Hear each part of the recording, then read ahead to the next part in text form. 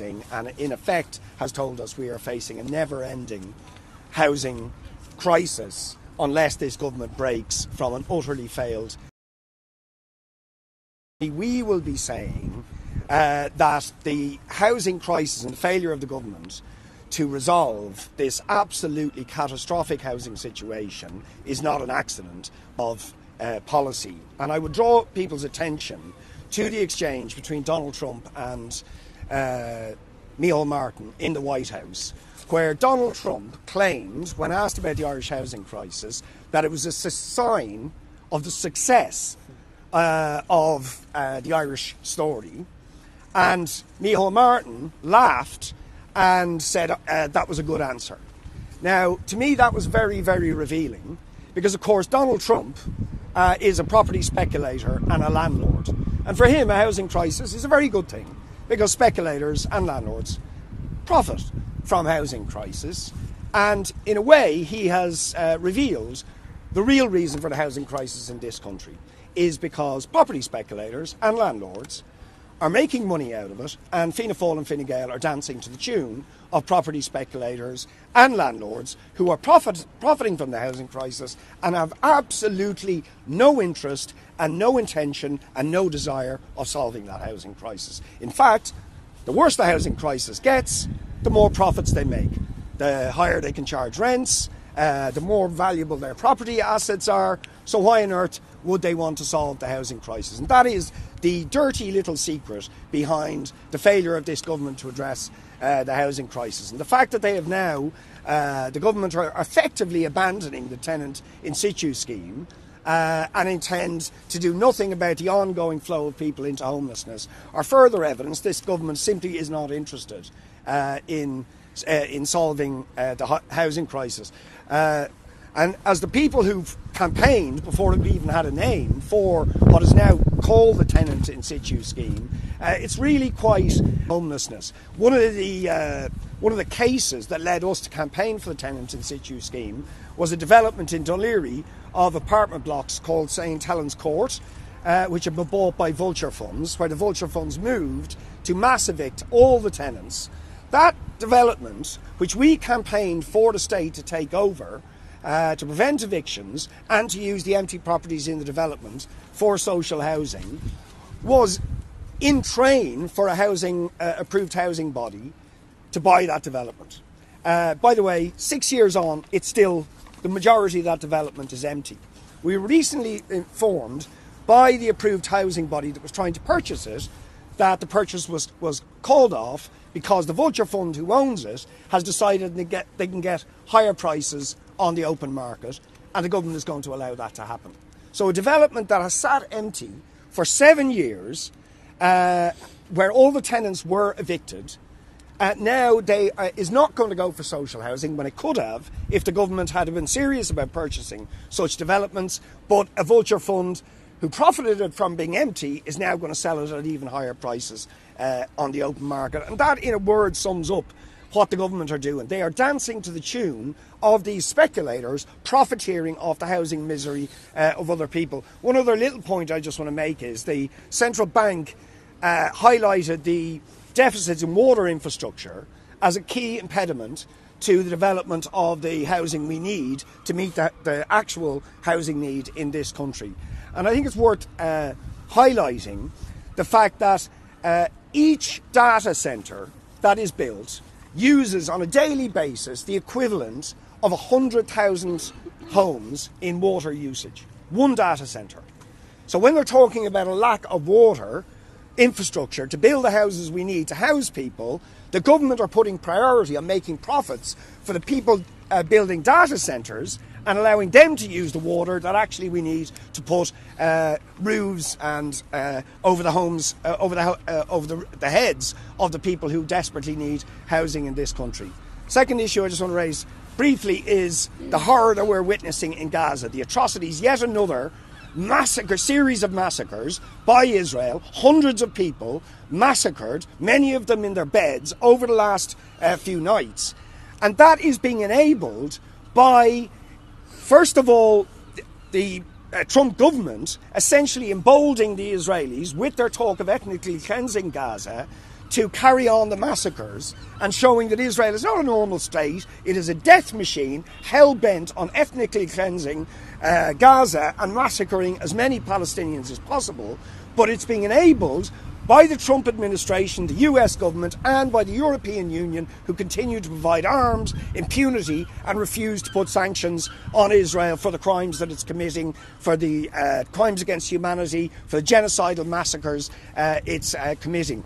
So we will again be pressing the government to pass the Occupied Territories Bill, to impose sanctions, and to demand that Israel no longer receives the favoured trade status and the support from the European Union and the impunity from the European Union that is enabling these massacres and crimes to be committed by that regime against the Palestinian people. Unless the EU and governments like our own impose sanctions, we have the blood of innocent Palestinians on our hands, and it is absolutely shameful that the European Union and our own government do nothing to impose sanctions on this absolutely murderous regime.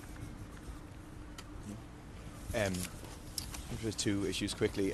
First thing is an incredible story whereby a primary school in my constituency, Sacred Heart National Junior School, was compelled last Thursday to inform the Department of Education that they wouldn't be able to open their doors from the 1st of April and will be moving fully remote, which obviously presents a huge crisis for all of the pupils, for the families, in particular for the children with additional needs.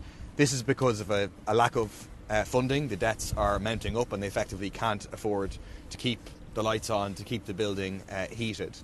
They've been in touch with the Department of Education over a number of months, highlighting the shortfall in terms of funding and appealing for extra funding to be given. And so far the appeals have fell on deaf ears. Yesterday, as I understand it, the Department of Education moved to give an advance payment on the next capitation payments, which means that the school will be able to stay open on the 1st of April. But it doesn't deal with the underlying issue. It just kicks the can down the road of a lack of funding for a school in one of the most deprived communities in the country. The senior national school is only a few months behind in terms of financial crisis. They are saying that they won't be in a position to open from September of this year unless they get substantially more funding. And I mean, it is really outrageous.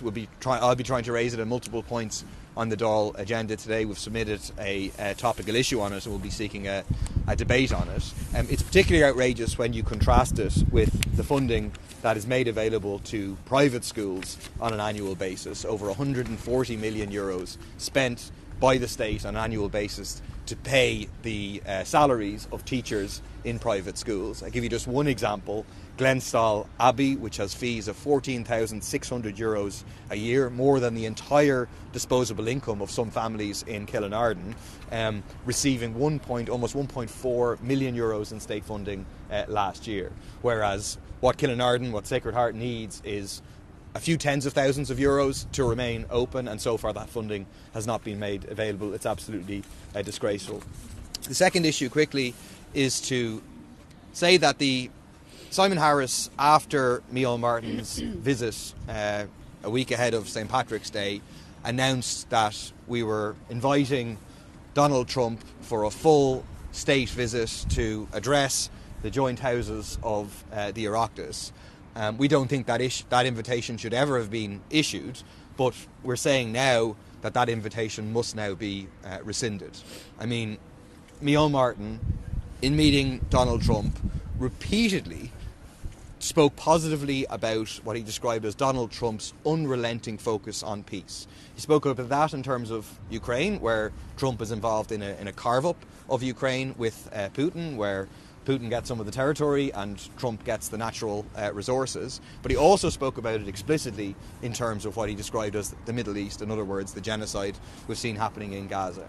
It's incredible to give such an endorsement to a man who then, days later, very predictably, greenlit what Richard spoke about, a new assault killing hundreds of people in Gaza, which comes on top of the attempts to starve the people of Gaza of food and of electricity. Simon Harris correctly described Conor McGregor as the very worst of toxic masculinity. He's correct to make that criticism. Obviously, McGregor is a rapist. Has been found in a civil trial by a jury of guilty of rape. He's guilty of horrendous misogynistic, racist comments and so on. But birds of a feather flock together.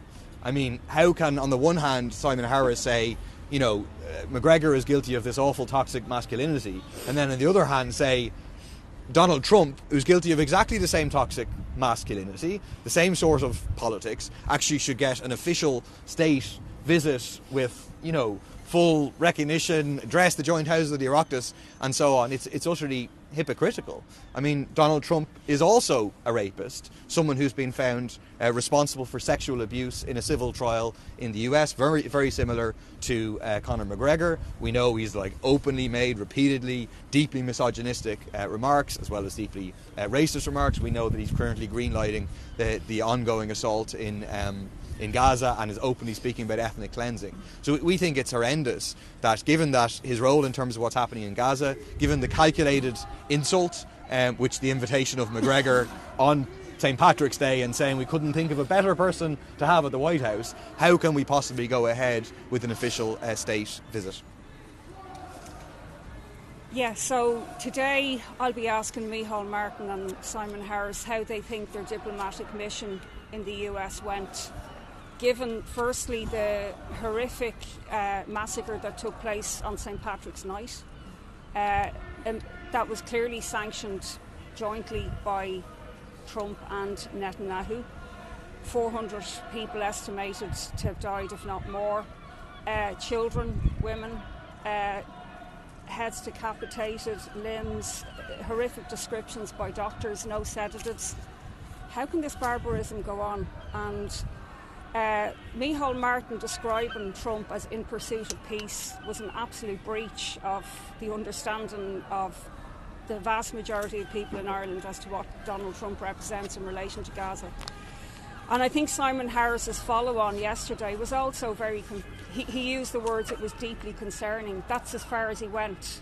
And he tried both-sidism. He talked about releasing the hostages as if it was a question of that's all it was a question of. So these mealy-mouthed, not even condemnations from the Irish government as to what's happening in Gaza. No accident that Harris was in the US when he made that extremely mild statement. I want to also ask about the fact that we had a rapist greeting a rapist on St. Patrick's Day. That was actually the real St. Patrick's Day ceremony, not what happened earlier on in the week. And I want to also ask how Micheál Martin led to that situation, because Trump described his favourite Irish person when he was in conversation publicly with Micheál Martin as being Conor McGregor. At no point did Micheál Martin, even try to make a point about that, about the fact that Conor McGregor was found by a jury to be a rapist, but also stirred up a race riot in this city, online. And not a word was said about the Taoiseach. In fact, he went on to have a little joke about his own father being a boxer. And when you normalise genocide and when you normalise misogyny, this is what happens, And it's a bit late in the day, Simon Harris talking about Conor McGregor representing toxic masculinity when Trump represents toxic masculinity writ large. The two of them are sexual predators, racists, attacking vulnerable, people in society. So survivors of sexual assault feel particularly triggered. I can only imagine how Nikita Hand felt that night, seeing this taking place as representing this country. And survivors, following on from my motion just before the Dáil broke up and the very significant demonstrations that were held on International Women's Day all around the country, have written now to the Minister for Justice requesting a meeting as to how he's going to progress on the 10-point plan that the Dáil agreed.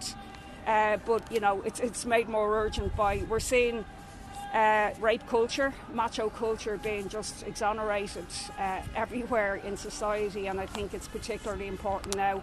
But I'm appealing to people. We will have a protest at 5:30 later today outside the Dáil on the question of Palestine. And I'm hoping there'll be a huge protest on Saturday, because it's beyond bearable now what's happening. And the EU, Ireland, has been pretty much silent as to who's responsible for it. So, Ruth, would you be able to say all that underdog privilege later, if possible? Absolutely. Yeah, thanks. Hashtag Conor McGregor is a rapist, yes, yeah. No, absolutely, I'll do my best. Obviously, I've got Taoiseach's questions, so I'll try to weave it in there. But, you know, the reality is Trump made a holy show of Micheál Martin and the Irish government by inviting Conor McGregor on St Patrick's Day. He let rip against the Irish government from a racist standpoint, but very critical. And so it was kind of rubbing the noses of the Irish government in it as well.